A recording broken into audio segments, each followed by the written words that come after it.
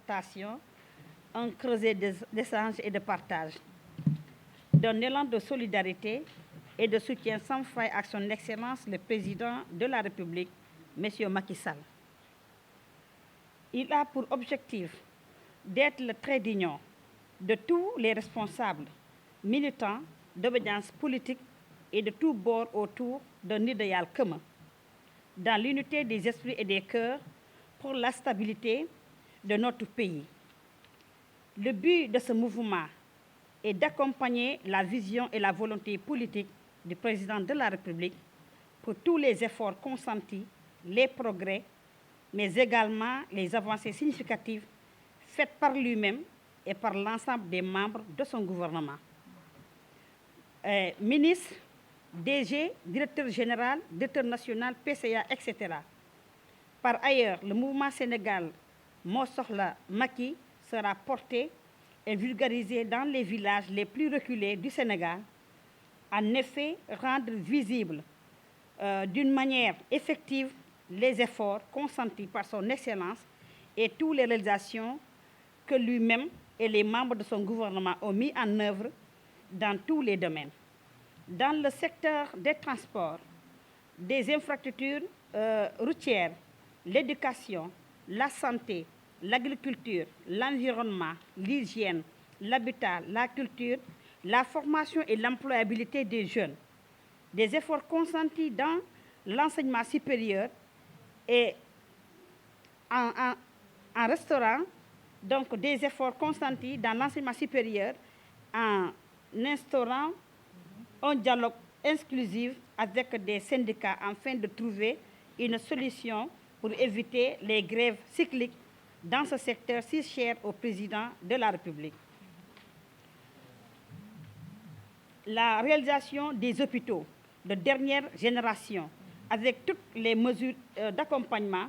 la réalisation des ponts, le TER, le port de Ndayane, avec la DER, le financement des femmes, notamment les bourses familiales dans toute l'étendue du pays, la gratuité des soins et de la chirurgie, l'augmentation des bourses aux étudiants, la prise en charge des questions d'actualité dans les foyers religieux, appui aux daara, etc., pour ne citer que cela. Le Sénégal Moo Soxla Macky est un cadre de concertation participative ouvert à toutes les couches de la population en vue d'échanger pour mettre les jalons du dialogue national inclusif sans exclusion ni d'esprit partisan. La liste est très loin d'être exhaustive. Alhamdulillah, gloire à Dieu. Moi, je dis, c'est le meilleur président qu'ont connu les Sénégalais, un homme intelligent, humble et travaillant, sans trop faire de bruit. Par conséquent, nous nous portons garant de répondre à ces détracteurs qui, à tout bout de champ, passent à longueur de journée de jeter des pierres dans le champ politique du président de la République. Par ailleurs, nous voulons des élections libres et transparentes, apaisées sur des idées novatrices, centrées au cœur d'un développement participatif et inclusif. Par conséquent, le mouvement a aussi comme ambition d'interpeller tous les cadres responsables et militants de l'APR d'avoir un esprit de dépassement et un sens élevé de la responsabilité,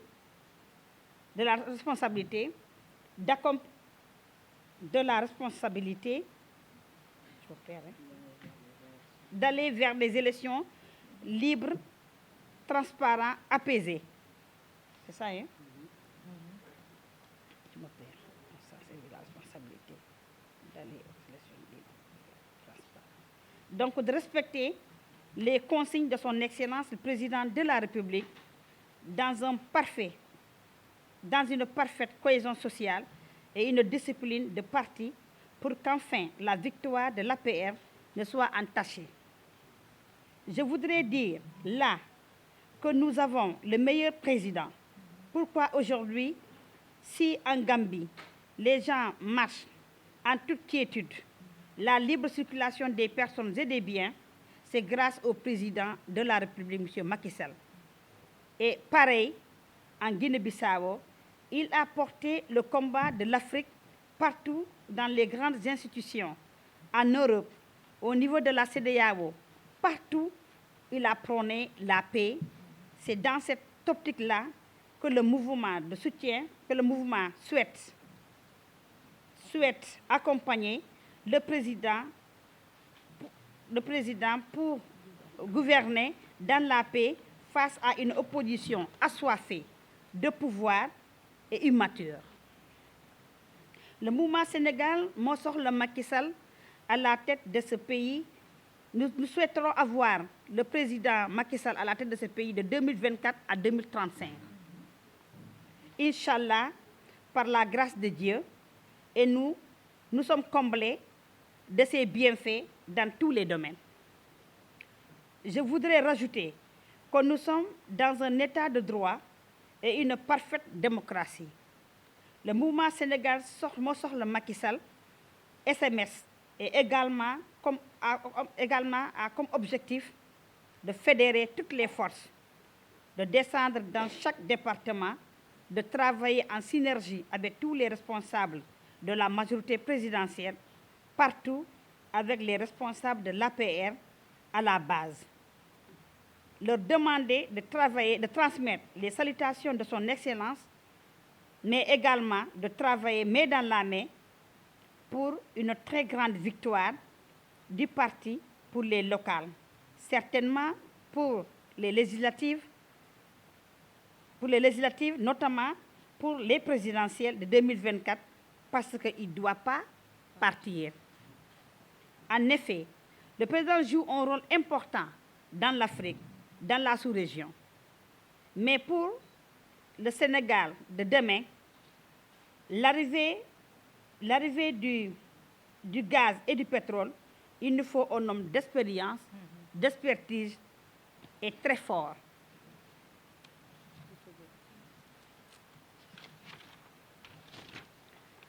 Pour sauver le Sénégal de toutes les tentatives de terrorisme, de déstabilisation, mais également contre des multinationales qui viendront pour nous diviser et régner. Je profite de ce point de presse pour remercier très sincèrement un homme de cœur, un homme large, un homme sincère dans sa collaboration, un homme qui en franc-parler pour sa promptitude, M. Amadou Ndiaye, directeur de l'hôpital Abass Ndao. Merci du fond du cœur, docteur. Merci pour le bienfait. Et profiter également, remercier ses collaborateurs, M. Mohamed Diop et M. Sambatal, qui ne ménagent aucun effort pour le succès de cette journée. Mais également remercier mes collaborateurs, M. Oumar Ismaïla Diallo, secrétaire général, et M. Alfousseini Sonko, qui m'ont accompagné dès le début jusqu'à maintenant. Et remercier toutes les dames qui sont dans cette salle, et remercier la jeunesse étudiantine qui est là dans cette salle, remercier les jeunes filles et remercier tous les membres de la presse confondus, sans embâche. Merci du fond du cœur. Donc, je voulais juste, avant de commencer mon discours à Wolof, dire que le prochain lancement de ce mouvement au meeting national est prévu pour le 1er janvier. Nous invitons toutes les forces vives de la nation, également les membres de la majorité présidentielle, à nous accompagner, pour accompagner le président à capitaliser ses objectifs pour 2024. Je vous remercie. Donc, asalaamaaleykum mbokk yi, maa ngi leen di nuyu kenn ku nekk turu ak santam di leen jaajëfal bu baax. Maa ngi tudd Adja Ndeye Mariam Diallo, mais conseil départemental ca Kolda, responsable politique APR, waaye nekkoon naa fi ancien président national bu jeunesse féminine libérale bu PDS. Maa ngi dugg ci APR accompagné président Macky Sall en 2013. Bu loolu weesoo may gërëm ñëpp di sant ñëpp, waaye da gërëm sama càmmeñu bopp koo xam ne fu ma jaar xëy na rëq nañ sama ndigg, ndax xëy na léeg-léeg bu amulee li nga bëgg mënoo def li la neex. Ba ma demee ci roli tànkam daf ma uuf teeru ma te amul 4 jours docteur Amadou Ndiaye directeur hôpitalu Abass Ndao mu jàppale ma ne ma lépp loo xam ne jëm na ci président Macky Sall man dama ciy sawar ndax fi ma nekk ndombol tànk bii ma yor moo ma ko dënk kon kooku bu amee ndaw bu ñëw di ko jàppale su bombee gannaawam bu bombee biiram man dinaa bomb gannaaw ba du ma xaar dara mu sedd ndax point de presse bi su wani assonneur mouvement bi su wani assonneur président daf ko soxla kon maa ngi ci biir maa ngi koy gërëm bu baax a baax di ko sant kanam Sénégal yëpp di ko ñaanal yàlla yokkute ak jëm ci kanam di gërëm nag ses collaborateurs bu baax a baax parce que ndaw bu bonee rek kilifa bi moo bon waaye kilifa mënul mat ginnaaw ndaw ndax boo yónnee ndaw mu yàqal la yow kilifa yaa yàqule waaye ndaw yi dañoo mat ndaw moom mooy Ahmed Diop ak Samba Tall maa ngi leen di gërëm di leen sant di gërëm teewaay secrétaire général bi Omar Ismaïla Diallo sama wét mi nga xam ne depuis début bi sama oto yàqu na mu jël oto def essence fu ma dem rek moom ma yóbbu donc ma koy gërëm di ko sant ndax jàppale bi di gërëm aussi le jeune El Hadj Assane Sonko mi nga xam ne c'est un étudiant bàyyi soxlaam yëpp di ma jàppale donc présence sama nijaay Sané Madi Camara un ancien de la RTS ak jeunesse étudiants yi nga xam ne ñoo ngi fii waa Kolda yeneen dëkk aussi ñëpp ñëw jàppal ma ci bés bi les étudiants en droit ñiy def master ñi def licence maa ngi leen di gërëm di leen sant du fond de cœur waaye di gërëm aussi madame Bathio Diop sama wét madame Diagne di ko gërëm bu baax a baax Batoor Diop maa ngi koy gërëm di gërëm madame Elisabeth Diop madame Bari di gërëm sama tata yi toog sama loxo càmmoñ waaye di gërëm aussi jeune fille ne ci salle bi yëpp di gërëm la presse bu baax ba seen teewaay maa ngi bëgg a wax ni rek Sénégal moo soxla Macky lu ko tax a jóg moom mooy dañoo seet ni président Macky Sall gàcce ngalaama ci biir Sénégal gàcce ngalaama ci biir Afrique dafa liggéey ku gore ku ne balaa ngay dee na nga gëm ne Macky dafa liggéey yàlla rek moo tax ma di ko wax ndax man aw may nambalu tànk aw ma alal jooju waaye sénégalaise la à part entière moo war a contribuer ci émancipation Sénégal ci jàmm Sénégal ndax may jigéen di ndey di yaay donc gis koo xam ne président mat na président am na vision am na volonté politique pour defar Sénégal te ku dem Sénégal ku ñëw ci biir Sénégal soo demee Côte d'Ivoire wala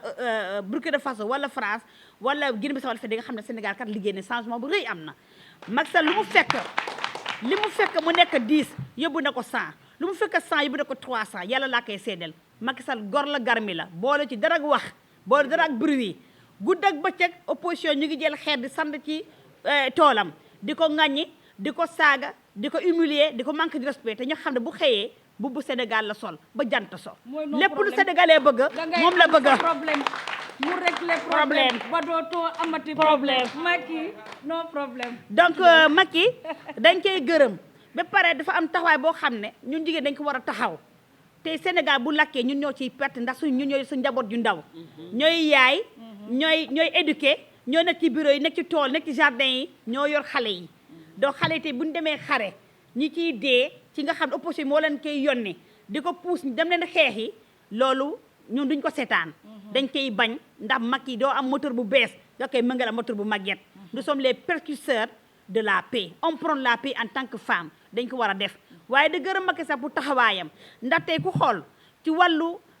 énergie tey village yi boo commencé depuis Tamba de Gouloumbou à Diogué nga wàcc Kolda ba Sédhiou tous les villages tey ñu ngi am électrification rurale ndax Macky Sall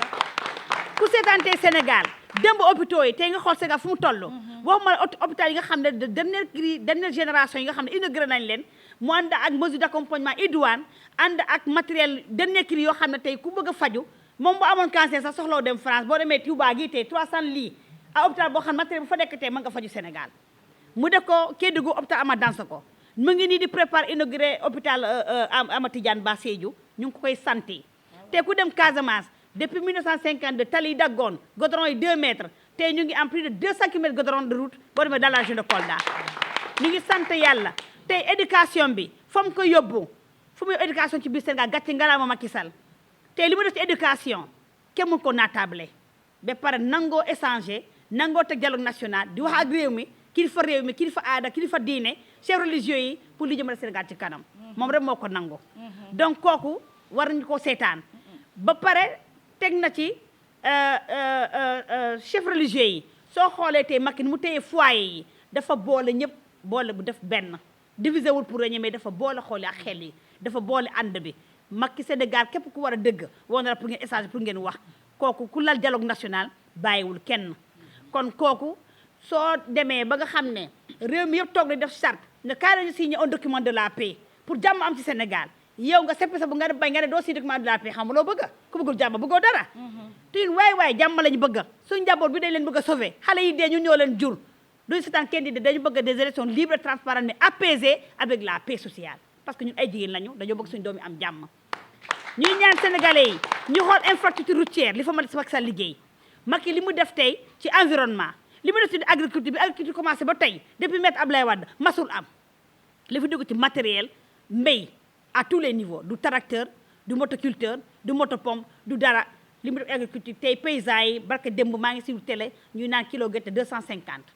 te daaw fi woon am béykat ñu jox la intrant jox la lépp pour nga mën a béy nga àllee lebal la ba boo mënee sa bopp nga fay ci Macky Sall lañ ko amee l'avènement de Macky Sall te dans l'employabilité des jeunes dans le chômage nga xam ne daf ko def priorité ci biir xolam te li mu def ci jeune te lu nekk ci jeune ci réew mi waxuma sax enseignement 65 000 jeunes mais biir environnement biir hygiène biir santé li Macky Sall recruté kenn xamu nu toll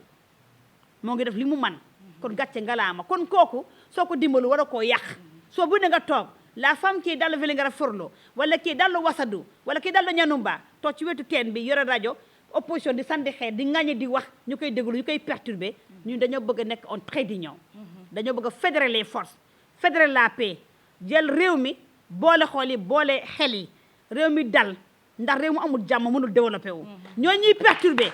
di leen wax loo xam ne amul di yàq seen xel di leen teg fitina ñu wax leen dem ba ci ñoom def tournée nationale chaque département ñu dem fa wax leen Macky Sall mu ngi liggéey baa ngi ni wone ses réalisations porter le combat parce que ay jigéen lañu pour que jàmm am pour ñooñu ñu conscientiser leen xam ne tey li mu def ci biir santé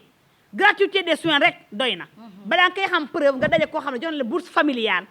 plus de 450 000 familles bourse familiale dans l'étendue du Sénégal gàcce ngalaama Macky Sall jigéen yooyu ñooy jënd ay nag tey jënd ay béy jënd ay xar ñu am économie am na ñoo xam ne ñu ngi jënd ay lal te dañoo ci lii am pan ñu ngi tëdd lii am pan avec l'événement de Macky Sall ñu ngi sant yàlla sant Macky Sall kon nag maa ngi interpeller les Sénégalais di interpeller surtout la majorité présidentielle di interpeller les responsables les grands responsables de l'APR nañ delloo si xel yi nañ dimbale président de la République bëggul fitna parce que ku def dara na Macky Sall la ndaw sax bu defee tamponné vélo ci mbedd ñu ne Macky Sall la fekk il n'est rien la daan borom kër la ñoo ko dënk suñu base c'est gardien de la constitution mais day nelaw day gëmmantu nit la borom kër la njaboot la yor humiliation yi doy na nañu bàyyi di prôner xeex nañu prôner la quiétude nañu am sens élevé de la responsabilité les responsables de l'APR ñoo war a woote jàmm ginnaaw président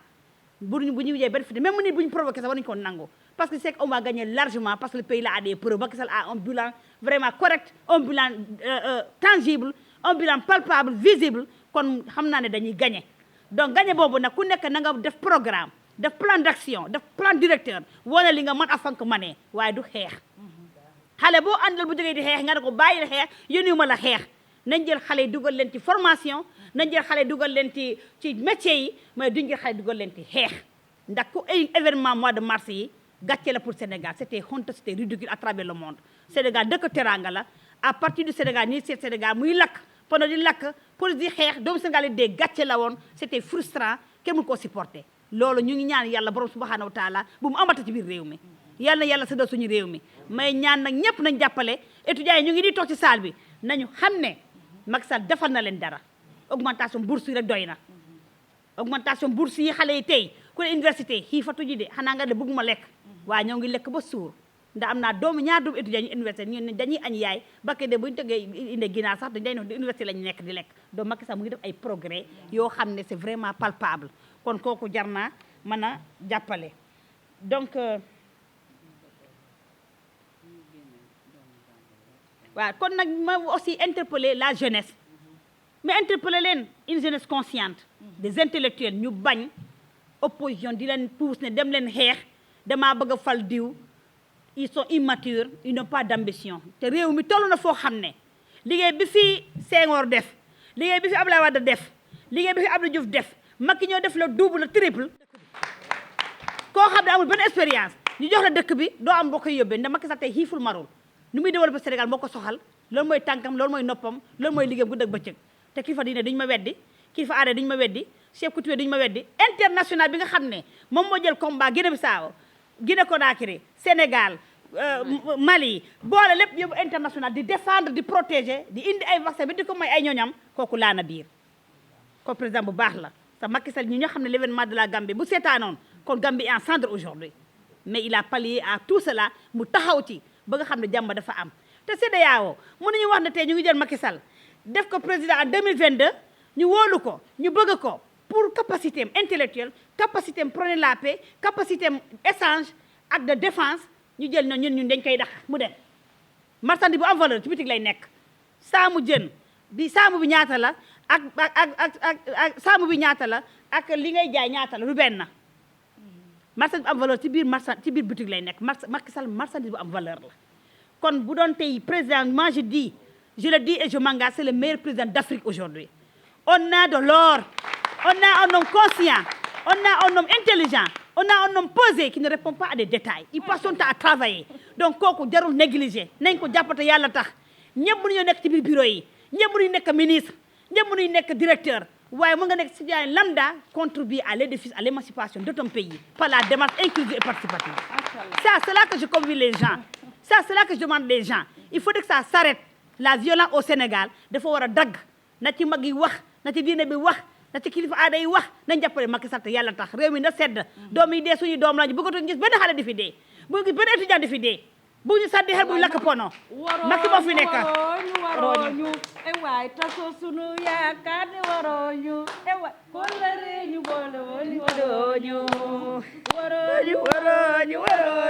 Macky tasoo sunu yaakaar warooñu Macky kóllëre ñu boole warooñu alors vraiment maa ngi leen di remercier maa ngi leen di gërëm bu baax a baax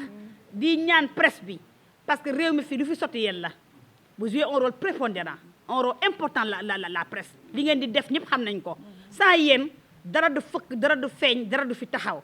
donc on vous dara amal nañ leen njukkal vous la presse ak bépp bor mën a nekk presse bu opposant presse bu nekk ci pouvoir bi presse yëpp a valeur ñu leen di ñaan ngeen porter ñu vraiment message yi ñu lancé ci biir salle bi dans les fonds baptismaux dans les villages les plus reculés du Sénégal afin que nous soyons bien entendus et que vraiment nous puissions vulgariser notre mouvement et on compte votre